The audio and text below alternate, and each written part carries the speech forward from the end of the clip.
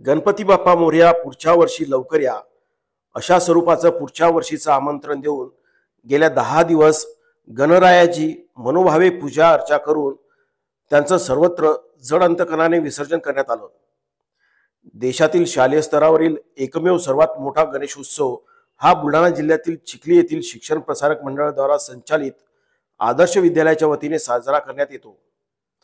गणेश स्थापनेपासून ते गणेश विसर्जनापर्यंत 10 दिवस शाळेमध्ये विविध सांस्कृतिक कार्यक्रम आयोजित करण्यात येतात।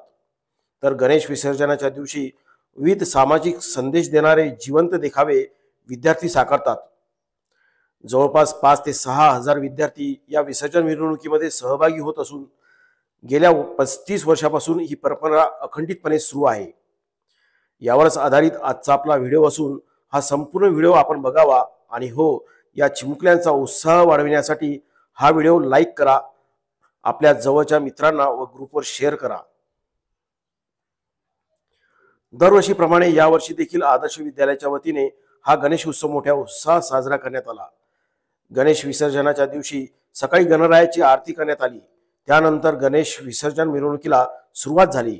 यावेळी चिखलीच्या आमदार श्वेता महाले, शिक्षणाधिकारी आकाश आकाळ, संस्थेचे अध्यक्ष रामकृष्ण शेटे, सचिव प्रेमराज शेठ भाला यांच्यासह राजकीय आणि प्रशासनातील अधिकारी कर्मचारी उपस्थित होते।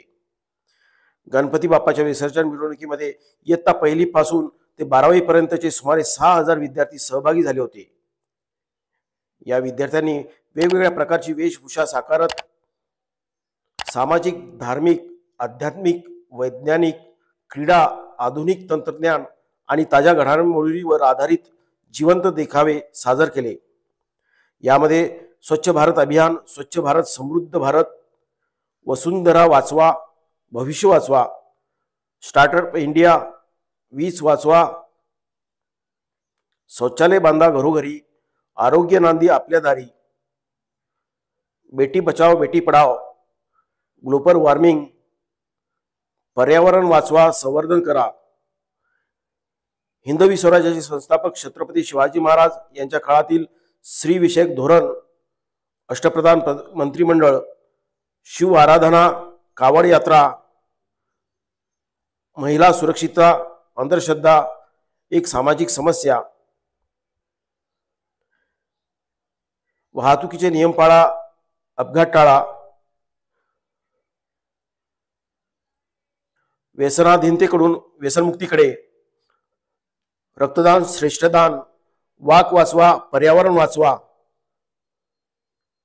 साल में एक बार ऋषिकेश द्वार, मोबाईल दुष्परिणाम,